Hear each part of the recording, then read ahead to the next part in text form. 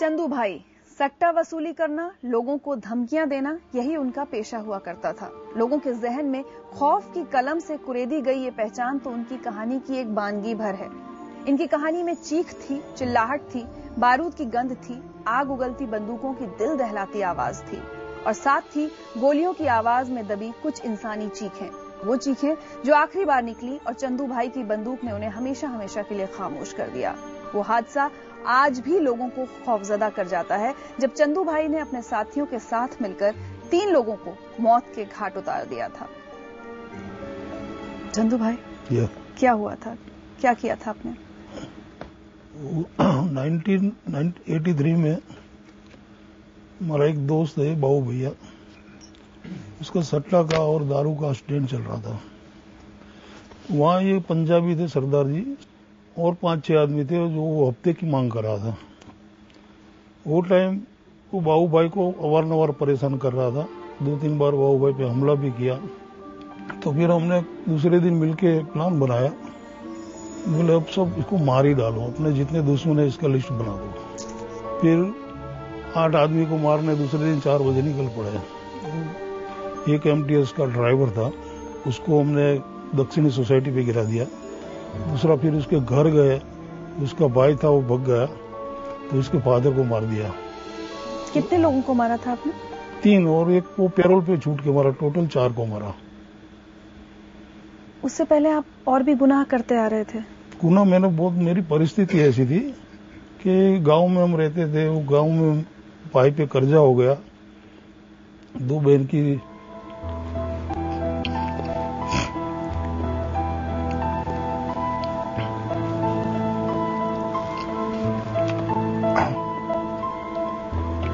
शादी रुक जावे ऐसा था।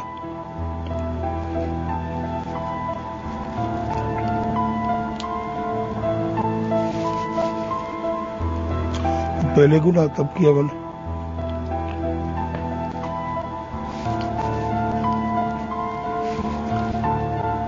वो नई लाइन में चला गया। फिर मेरी रिश्ते करता था, वसूली का करता था, कब्जा जमीन का लेता था। इसमें मेरे को आमदनी बहुत हो जाती थी, लेकिन 100 के ऊपर केस हो गए मेरे पे। 100 से ज्यादा? 7 साल के अंदर इतना हो गया।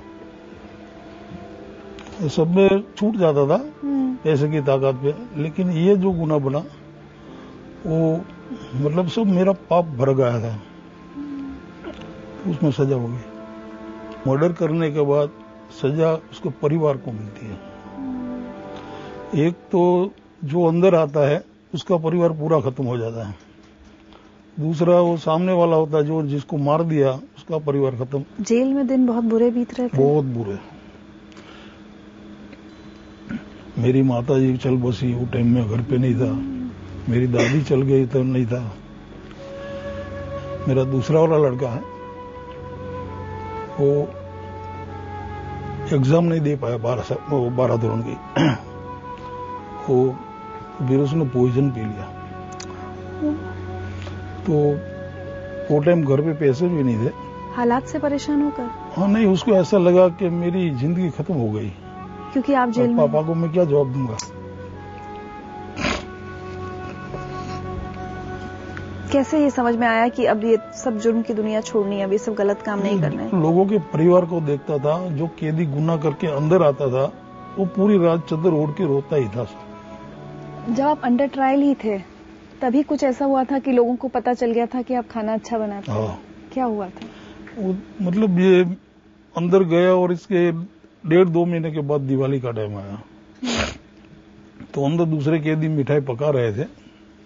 तो मिठाई सबने लिया, तो एक कैदी ने मेरे को बोला, लो भाई थोड़ी मिठाई खाओ। वो मिठाई बहुत खराब थी, जलेली थी। मैंने बोला कैदी पैसे दे के खरीदते हैं और ये मिठाई ऐसी मिलती है।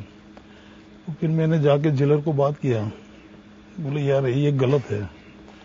तो बोले जैसी आती है ऐसी बनाते हैं। तो मैंने बोला मैं बना दूं। फिर बोले क्या बनाओगे? मैंने बोला तुम जो बोलो। फिर मैंने मिठाई बनाई तो सब खुश हो गए। तो 3-4 बार ऊपरा छापरी बनाई तो सब कैदी को ऐसा लगा कि बोले ये कैदी अंदर रह जाए तो अच्छा है। उसकी दुआ से मेरी को सजा हो गई। उसके बाद आपकी ड्यूटी कैंटीन में भी लगा दी? कैंटीन में ड्यूटी तुरंत ही दूसरे ही दिन लगा दी। फिर वो बेकरी उद्योग के अंदर जो बाहर सप्लाई होता था फरसाण, वो करीब 20 जात का वो नमकीन मैंने शुरू किया। मेरे हाथ के नीचे 50 कैदी काम कर रहे थे, सब पूरा यूनिट में संभालता था। चंदू भाई की जिंदगी जेल जाने के बाद पूरी तरह बदल गई और जेल में उन्होंने अपनी जिंदगी को एक नया रास्ता दिया। वो खुद सुधरे और दूसरों को भी सुधरने की एक नई राह दिखाई। आइए आपको कुछ दिखाते हैं।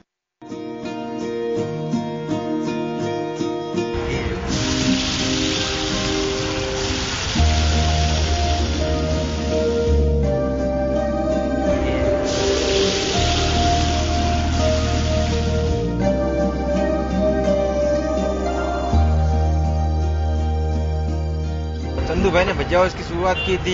जैसा अंदर बहुत सारे कैदी हैं, वहाँ से वो ट्रेनिंग लेके वो बाहर से समाज में रह के वो सारा धंधा की एक रोजगारी प्राप्त कर सकते हैं। ये है भजिए की दुकान, लेकिन आम नहीं, बेहद खास दुकान, क्योंकि यहाँ जो भजिए मिलते हैं उन्हें बनाने वाले कोई और नहीं बल्कि जेल में बंद सजा याफ्ता अपराधी हैं। जेल में भजिए की दुकान की शुरुआत आपने ही की थी। कैसे हुई थी शुरुआत? शुरुआत वहाँ 1998 में एक साहिबाग पुलिस स्टेडियम में एग्जीबिशन था। वहाँ फॉरेन की कंपनियां, बहुत सी कंपनियां सब स्टॉल लगाया था पब्लिसिटी के लिए। तो उसमें हमारे वो डीजी थे जेल के, उसने भी एक जेल का प्रोडक्शन की चीज सब वहाँ मिले, लेकिन वो स्टॉल हमारा देखने के लायक ही नहीं था। तो बोले यार साला यहाँ तो कोई देखने नहीं आएगा, तो फिर करे क्या? तो बोले कोई नाश्ता का चालू करे तो 2-5 आदमी तो आवे इधर। वो बोले क्या बनाएगा? तो मैंने बोला पकौड़े बनाते हैं अपने। तो फिर मैंने वो भजिए की शुरुआत की। 2 दिन के अंदर हमने 73,000 के पकौड़े बेचे। My God. तो फिर वो पूरे स्टेडियम के अंदर मशहूर हो गया कि उसकी खुशबू से लोग खिंचा के आते थे। 20-20, 25-25 आदमी की डबल लाइन लगती थी, लेडीज जेंट्स की। इधर देखिए। तो भाई कैसे हो? घर में सब ठीक है? तुम दूसरे जेल के भाइयों के लिए जो हमारे साथ थे, जो भविष्य में आएंगे, उन सब के लिए एक नमूना रूप बन गए हो। वो सब तुम्हारा पग पाले चलेंगे, घर भर अपने लिए काम करना सीखेंगे, सम्मान और मेहनत की जिंदगी जीना सीखेंगे। ये आपसे सबने सीखा है। हम आपसे बहुत खुश हैं। खुश हैं अपनी जिंदगी से? बहुत खुश है। कुछ कहना चाहते हैं ऐसे लोगों से जो गुनाह की दुनिया से नहीं निकल पाते? 5 मिनट का क्रोध है ना, उसको संभाल लेना चाहिए, क्योंकि उसमें कुछ बनाव बन जाता है तो इंसान एक परिवार नहीं 2 परिवार को खत्म कर देता है। पहले मैं पैसे के लिए, क्राइम के लिए डॉक्टरी का मखौटा ओढ़ा हुआ था, लेकिन आज मैं वही डॉक्टर हूं जो समाज की सेवा करता हूं।